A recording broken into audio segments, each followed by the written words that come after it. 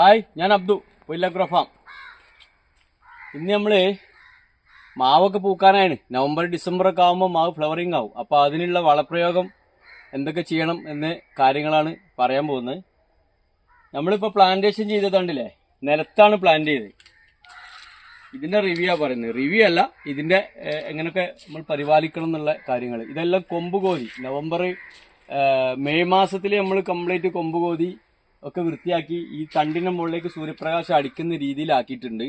പിന്നെ അതിന് ശേഷം ഇപ്പോൾ കഴിഞ്ഞ മാസം തടം നല്ലോണം തുറന്ന് ഇപ്പം എന്ത് ചെയ്യുക, കുറച്ച് മഴ പെയ്തല്ലോ, ആ സമയത്ത് കുമ്മായം എന്നായിക്കോളമല്ല, അത് അമ്ലം റീസൈക്കിൾ ആക്കുന്ന ഏത് സാധനമായാലും മതി.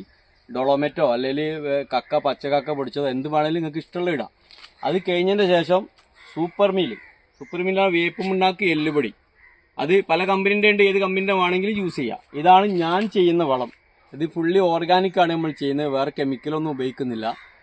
ചെയ്യുന്നവർക്ക് ചെയ്യാം. പക്ഷെ എന്നാൽ തന്നെ എനിക്ക് ഈ മാവുകൾ കംപ്ലീറ്റ് കായ്ക്കുന്നുണ്ട്. എല്ലാ മാവും ഒരു 125ഓളം വെറൈറ്റിയോട് പ്ലാന്റ് ചെയ്തതൊക്കെ അല്ല. ഐഡൻസിറ്റിയാണ് 3 മീറ്ററിൽ പ്ലാന്റ് ചെയ്തത്, നിലത്ത് പ്ലാന്റ് ചെയ്താണ്. ഇവിടുത്തെ മണ്ണിൻ്റെ pH എന്ന് പറഞ്ഞാൽ 5.5 അത് ഇടയ്ക്ക് നമ്മളൊന്ന് ചെക്ക് ചെയ്യണം. വളപ്രയോഗത്തിന് മുമ്പ് മണ്ണിൻ്റെ pH ചെക്ക് ചെയ്യുന്നത് വളരെ നല്ലതാണ്. അതിനനുസരിച്ച് വളം ചെയ്താൽ മതി. അപ്പോൾ നമ്മുടെ കാലാവസ്ഥയിലേക്ക് പറ്റിയ മാവുകളാണ് നമ്മൾ പ്ലാന്റ് ചെയ്യേണ്ടത്. അല്ലാതെ നമ്മുടെ നാട്ടിൽ കായ്ക്കാത്ത ഉത്തരേന്ത്യൻ മാവുകൾ, പല മാവുകളും കായ്ക്കാത്തുണ്ട്. അത് കൊണ്ടുവന്ന് വെച്ചിട്ട് പിന്നെ നമ്മൾ കായ്പ്പിക്കുന്നതിനേക്കാൾ നല്ലത് നമ്മുടെ നാട്ടിൽ കായ്ക്കുന്ന മാവുകൾ പ്ലാന്റ് ചെയ്യുക. ഇത് കണ്ടില്ലേ, ഇതെല്ലാം അങ്ങനെ ചെയ്താണ്. ഇപ്പം ഞാൻ പറഞ്ഞതിനൊരു ഉദാഹരണമാണ്. ഇത് കണ്ടോ, ഇത് ബ്ലാക്ക് സ്റ്റോൺ എന്ന് പറഞ്ഞൊരു മാവാണ്. ഇവിടെ കായ്ച്ചിട്ടില്ല ഇതുവരെ. അങ്ങനെ വളമൊക്കെ ചെയ്യുന്നതിന് കാര്യം ചെയ്യുന്നത് ബ്ലാക്ക് സ്റ്റോൺ. അതിവിടെ കായ്ക്കുന്ന ലക്ഷണമൊന്നും കാണില്ല. ശരി, ഇത് തായ്ലൻഡിന് നല്ലൊരു വെറൈറ്റി മാവായിരുന്നു. പക്ഷെ ഇത് കായ്ച്ച് നല്ല നല്ല വലുപ്പം, പക്ഷെ ടേസ്റ്റ് ഇല്ല, പുളി. അതുകൊണ്ട് ഇത് കട്ട് ചെയ്തിട്ട് ഇപ്പം തെങ്ങിൻ്റെ കഴുകിൻ്റെ മാതിരിയല്ല. നമുക്ക് മാവ് കട്ട് ചെയ്ത് കഴിഞ്ഞാൽ ഈ കമ്പിൻ്റെ മുകളിൽ വീണ്ടും ഗ്രാഫ്റ്റ് ചെയ്യാം. അങ്ങനെ ഒരു പരിപാടി ഉണ്ട്. അതുകൊണ്ട് ഇത് കട്ട് ചെയ്ത് ഒഴിവാക്കി. ഇത് മാത്രമല്ല, ഇതാ ഇവിടെ ഉണ്ടോ, ഇതിനെയും കട്ട് ചെയ്ത് ഒഴിവാക്കി. ഇതിൻ്റെ മുകളിൽ ഇനി വേറെ ഗ്രാഫ്റ്റ് ചെയ്യും. നമുക്ക് മാങ്ങ പുളിക്കുന്ന മാങ്ങാണ് നമ്മൾ വെച്ചോളം നിർബന്ധമല്ലല്ലോ. ശരി,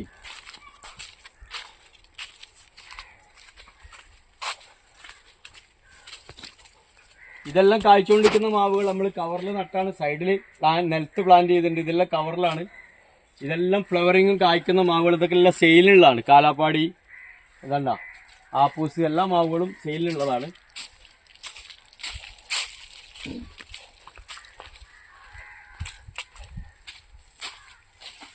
ഇതൊക്കെ വലിയ മാവുകൾ. ഇതുണ്ടോ, ഇതൊക്കെ കായ്ക്കുന്ന മാവുകളാ. ഇതിനൊക്കെ ചാണപ്പൊടി, ആട്ടുംകാട്ട, വേപ്പുമണ്ണാക്ക് ഇങ്ങനത്തെ സാധനങ്ങളാണ് ആഡ് ചെയ്യുന്നത്. ഇതാണ് നമ്മൾ ബാരൽ. ഇത് കണ്ടില്ല, ബാരലില് കൃഷി ചെയ്യുന്ന ആൾക്കാർ ശ്രദ്ധിക്കേണ്ട ഒരു കാര്യം, നമ്മൾ ഒരുപാട് മൈക്രോ ന്യൂട്രിയൻസും ഒരുപാട് വളങ്ങളും നമ്മൾ ബാരലിൽ യൂസ് ചെയ്യാക്ക നല്ലത്. കാരണം ഇത് കംപ്ലീറ്റ് വലിച്ചെടുത്തിട്ട് ഈ മാങ്ങയിലേക്ക് വരും. നമ്മൾ കഴിക്കുന്ന സാധനമല്ലേ. ചില ആൾക്കാർ SOP വരെ അടിക്കാറുണ്ട്. SOP അടിക്കുന്നത് ഞാൻ കുറ്റം പറയല്ല. ബാരലിൽ നടുന്നത് പ്രത്യേകിച്ച് ഇങ്ങനത്തെ കെമിക്കലൊക്കെ ചെയ്ത് കഴിഞ്ഞാൽ ക്യാൻസർ, അല്ലെ തന്നെ നമ്മൾ കഴിക്കുന്ന ഭക്ഷണം പകുതിയിലധികം ക്യാൻസറിനുള്ള സാധനങ്ങളാണ്, നല്ല വിഷങ്ങളാണ്. പിന്നെ നമ്മളെ മുറ്റത്തൊരു മാവ് കൃഷി ചെയ്യുന്നത് എന്തിനാണ് നമ്മൾ കൃഷി ചെയ്യുന്നത്? ഒരു നല്ല മാങ്ങ കഴിക്കാനല്ലേ. മാങ്ങ, ഓറഞ്ച്, അങ്ങനെ എല്ലാ സാധനങ്ങളും. ഇത് നല്ലത് കഴിക്കാനാണ് നമ്മൾ മുറ്റത്ത് കൃഷി ചെയ്യുന്നത്. അതിൽ നിങ്ങളുള്ള വളങ്ങളും കെമിക്കലും എല്ലാം കൂടി ബാരലിൽ ആഡ് ചെയ്തിട്ട് കായുണ്ടായി കഴിക്കുന്നതിന് നല്ലത് നിങ്ങൾക്ക് 2 കിലോ മാങ്ങ പുറത്തുനിന്ന് വാങ്ങി കഴിക്കുന്നതാണ്. ഞാൻ ഇതിൻ്റെ ഒരു കൺസെപ്റ്റ് പറഞ്ഞാണ്. എല്ലാവർക്കും ഇത് ഇഷ്ടപ്പെട്ടോളമല്ല. ഇഷ്ടപ്പെട്ടിട്ടില്ലെങ്കിൽ താഴെ എൻ്റെ വാട്സപ്പ് നമ്പർ കൊടുക്കുന്നുണ്ട്. അതിലേക്ക് വിളിച്ചിട്ട് എന്നെ ചീത്ത പറയാം. ഓക്കെ, എല്ലാവർക്കും മനസ്സിലായിട്ടുണ്ടാവും. Okay, by.